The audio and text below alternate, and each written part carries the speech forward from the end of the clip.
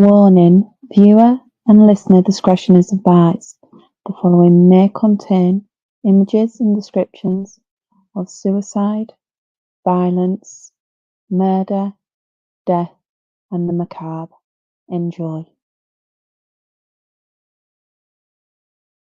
Hello and welcome to this week's Chatty. Unfortunately, I couldn't drag anybody in my cupboard with me this week, so you've got the pleasure of just listening to me. Today we'll be discussing Mary Bateman, nee Harker, who is also known as the Yorkshire Witch.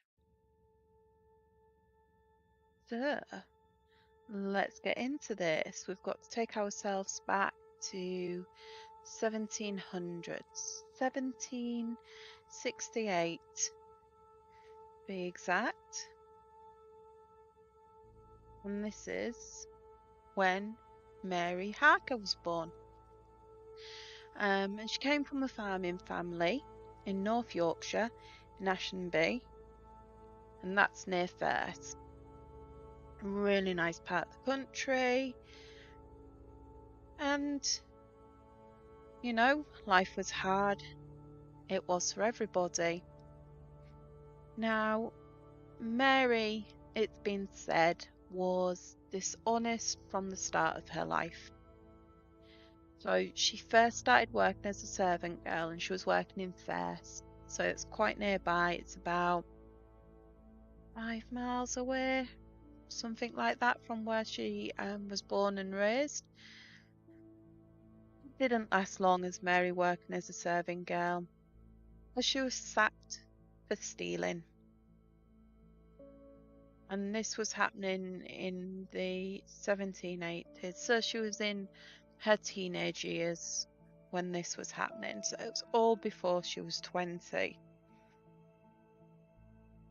Then, as Mary did approach 20, Mary decided to move to York to make a career in dressmaking, which obviously around the 1780s was extremely popular. It was a respectable profession, long hours, it was hard work. But this wasn't Mary's only career while she was in York. Mary decided to spend her spare time committing burglaries to fund her lifestyle. I'm guessing getting done for theft before you was 20 wasn't enough for her, and she wanted more. So after one of the burglaries, don't know what set it off, I can't find it, Mary decided it was too dangerous to stay in York. So a year later, Mary hot-tailed it to Leeds. So we're getting further and further from North Yorkshire. We're now going into West Yorkshire. So Mary's moved to Leeds. And in Leeds, she decides she needs a new career. Dressmaking wasn't doing it for her. So she decided to tell fortunes and do potion making. So Mary was kind of committing fraud. So she'd escalated from burglaries to fraud at this point. Which, you know, isn't the best choice. But if you're a woman in the 1700s, you kind of got to do what you got to do. So this is where Mary met John Bateman. And even for today's standards, after 3 weeks, Mary decides to marry John Bateman. And this is in 1782. So it was very much a whirlwind romance. I'm thinking at this point, when I'm researching all this and reading what 666 has sent me, that maybe John had a bit of a side hustle as well. Nope, John had a respectable job. John was a wheelmaker. Mary's just doing this because I'm guessing she's got accustomed to the lifestyle. Unfortunately, because of Mary's activities, the theft, the fortune telling, the potion making, kind of a bit of defrauding people, they had to move a lot just to avoid being caught by the law. Now, Mary was in a time where there was still not a lot of medical knowledge. We did have doctors and there was some medical knowledge, but she was still at a time where people would turn to alternatives, and alternatives had worked before. That fraudulent activity was, she could cure anything. No, she was really good. And he was just catching up with her. And over the next few years, Mary still continued doing burglaries and being on a criminal spree. She didn't get away with it though. She was caught multiple times. But she was always able to use bribery to get away with it. And I'm guessing police still take bribes now. Maybe there was more corrupt back then. But yeah, she was able to get away with it.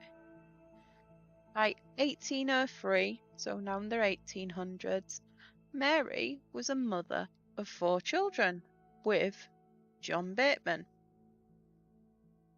So she not only continued her career in potion making in the 1800s, but she publicly advertised she had supernatural powers and could cure any ailment going. Now, that was some bold claims back then. And it drew the attention of 2 Quaker sisters and their mother. And they lived in St. Peter's Square in Leeds. And Mary began making potions for the sisters and their mother to cure their ailments, like she was doing for countless people. Unfortunately, all 3 of the women sadly passed away due to the potions, which was later found to be laced with poison. So this is where she got the moniker years later that she will be Yorkshire's first female serial killer.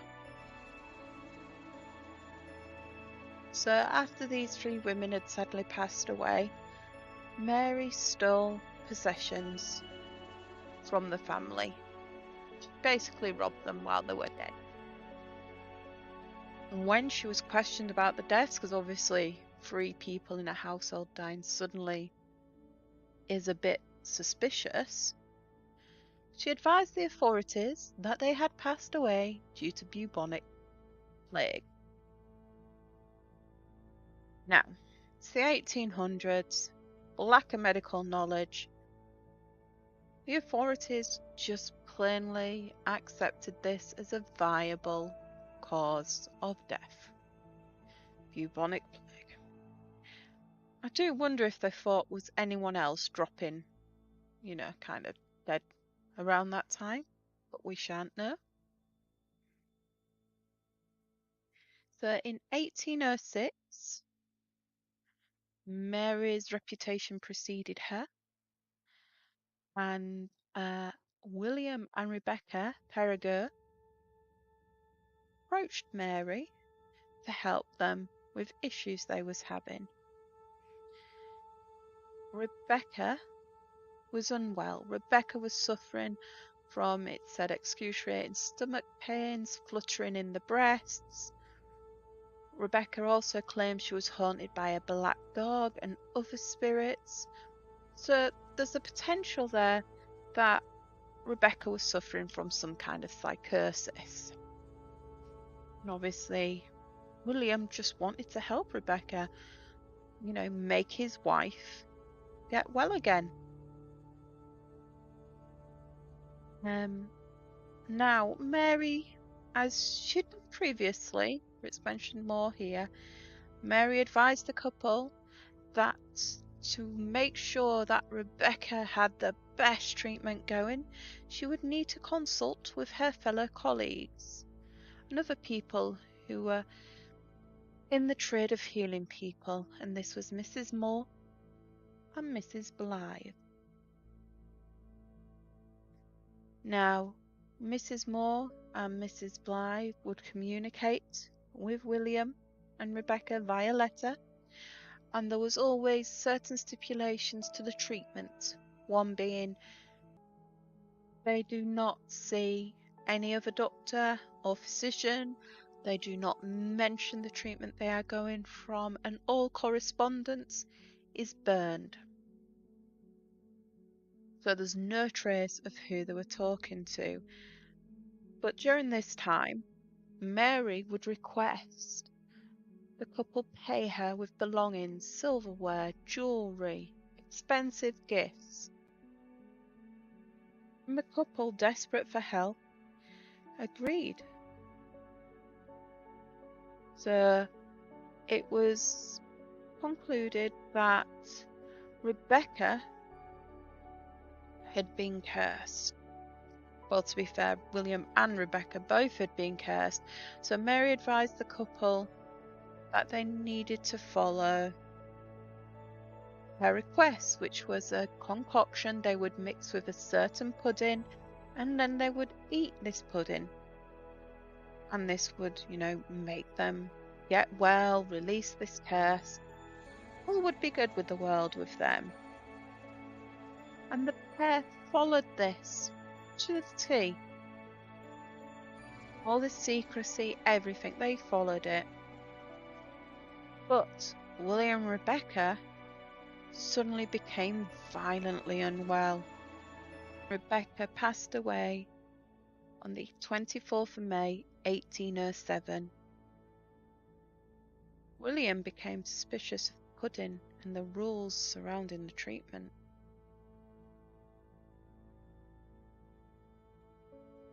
Something just didn't sit right with him about it. He decided he was going to break the rules, and he visited a doctor, an actual medical professional of the time. And the doctor advised William straight away, stop with the pudding. Miraculously, William got better once he stopped with the pudding. So William decided something needed to be done. He went to visit the local police and told his concerns. And they arranged a meeting, and Mary was obviously taken into custody and questioned. The police decided to search Mary's property, which is where they found basically all the evidence they needed. They found mercuric chloride, which was used as one of the poisons, and they found possessions from each person who had sadly passed away at the hands of Mary. Also, they found different things from all of her burglaries as well. Mary was arrested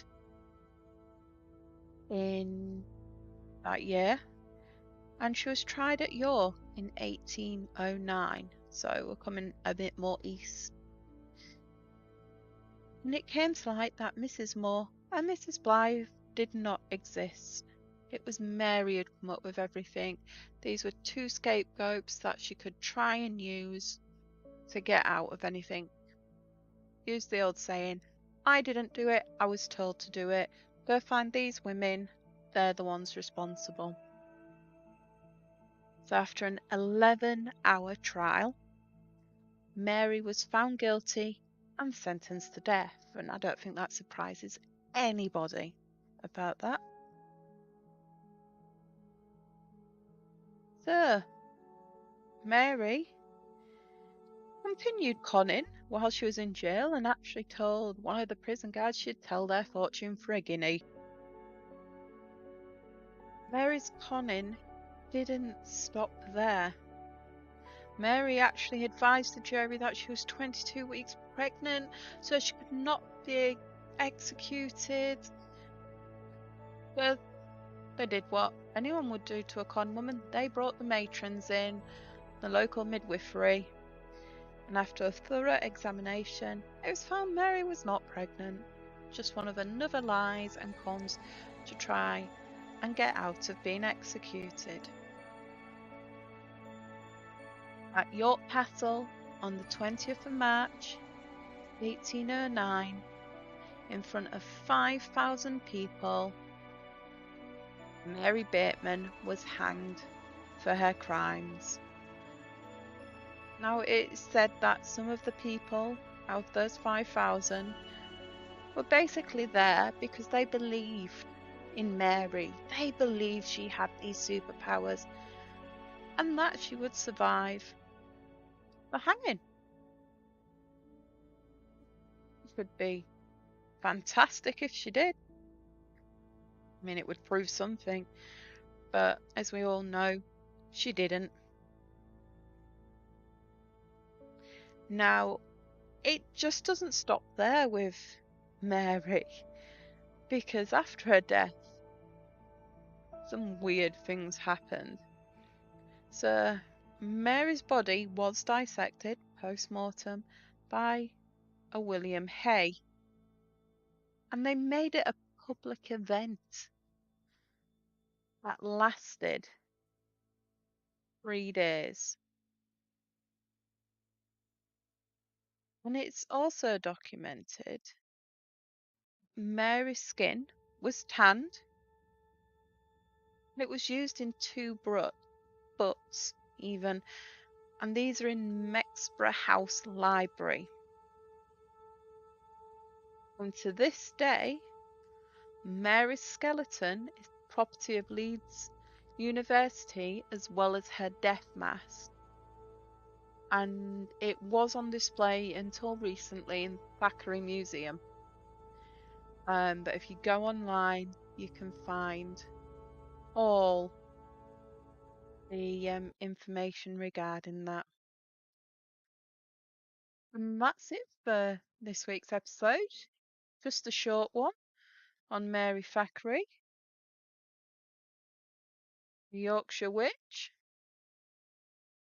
And hopefully we'll be back next week. If there is anyone you'd like to see featured or mentioned or you'd like to be a part, please get in touch. You can DM us directly or you can email deadchatty@soundsoftheasylum.co.uk.